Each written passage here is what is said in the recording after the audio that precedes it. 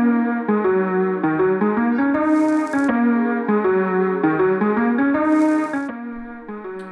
my name is Bandy, and this is my channel Bandysbooks. I'm here today with another 5-minute book review.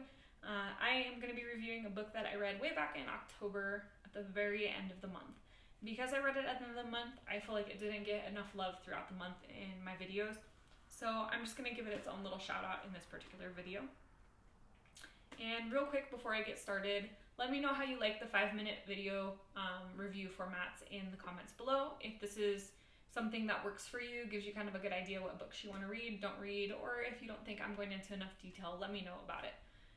Alright, so the book we're going to be talking about today is Gods of Jade and Shadow by Silvia Moreno Garcia.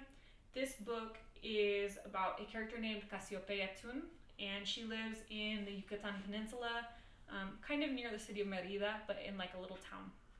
And Cassiopeia is living with her grandfather, and her grandfather both loves her and hates her at the same time.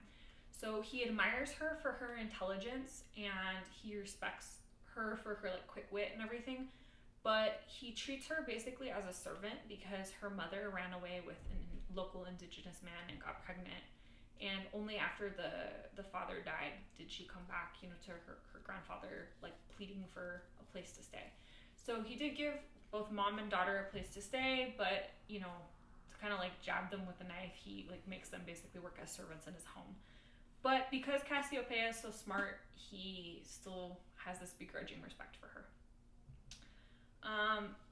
Cassiopeia comes across a box in her grandfather's bedroom, and she's been told always like not to touch the box, not to open it, like leave it alone.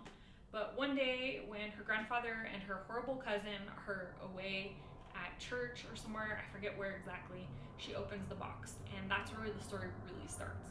Inside the box is an assortment of bones, and as she opens it, a bone shard lands in her hand, and the rest of it kind of reanimates into a person.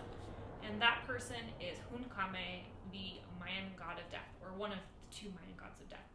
So he tells Cassiopeia that basically he had been murdered by his brother Vukubkame, who is the other Mayan god of death, and that several parts of his body have been hidden around the country in Mexico to keep him from being wholly reanimated. Basically, the splinter of bone inside of Cassiopeia is what's keeping him alive. He's like, in essence, leeching her life force to exist without those other parts. And there's a time limit on it. So in order for both of them to survive, they have to set off on this magical adventure across Mexico. This adventure leads them to Merida, which is the capital of Yucatan, and then to Mexico City, up into the United States, like along the border, and then down to Baja California. And I love this book for so many reasons. For me, I first of all really enjoyed that this has multiple settings across Mexico. I've been to Mexico City, and I grew up very close to Baja, so I've been all throughout Baja. And in those places, it was like revisiting, a familiar place. And then I haven't been to Yucatan yet, so getting to like read about Merida and all that and places that I dream of going was lovely as well. And I really appreciated that this book was centered on Mayan culture and Mayan beliefs. I have had the chance to travel to some Mayan ruins in Central America and in southern Mexico, but I don't know a whole ton about cultural beliefs and spiritual beliefs. I know more from like the archaeological sense. So this was really cool, kind of learning about the structure of the Mayan underworld and like the road to Xibalba and the different gods and their roles. And even though it's through a fictional story, it still lays out a lot of really accurate cultural representation. So I really like that.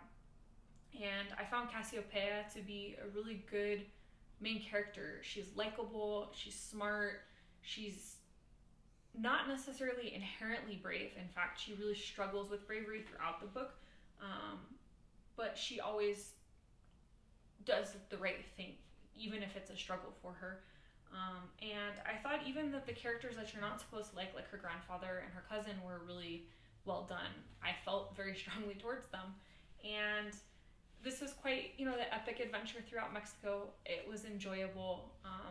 I think my main complaint, the only reason I didn't rate this a little higher than I did, was just that I actually wished it was a bit longer. I felt like on occasion some of the trials that they go through are a little overly simplified, and I think they would have benefited by being slightly more challenging, maybe a little bit more detailed. But don't let that stop you. This book is so good. I really, really enjoyed it. Honestly, I really have enjoyed everything I've read by Silvia Moreno Garcia so far, and this is probably my favorite of the ones that I've read so far. So I went ahead and rated this book a 4-star. Honestly, it was probably actually more like a 4.5 for me, because the stuff that I felt like could use work was just very, very minor.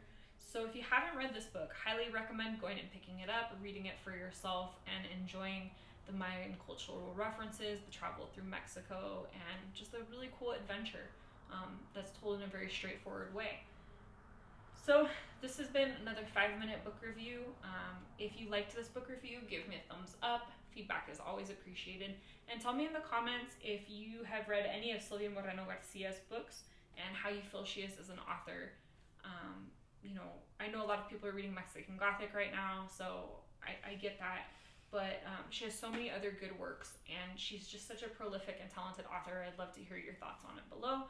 And if you're not already subscribed, please do me a favor and hit that subscribe button with the notification bell so you never miss a video. I do post pretty regularly. The posting schedule will be down in the description. And just in case you're interested in any of my other 5-minute book reviews, look up here. There will be a channel link right there that'll take you to my playlist of my other 5-minute reviews. Thank you so much for joining me. I'm Caitlin Bandy, and this is Bandysbooks. I'll see you in the next one.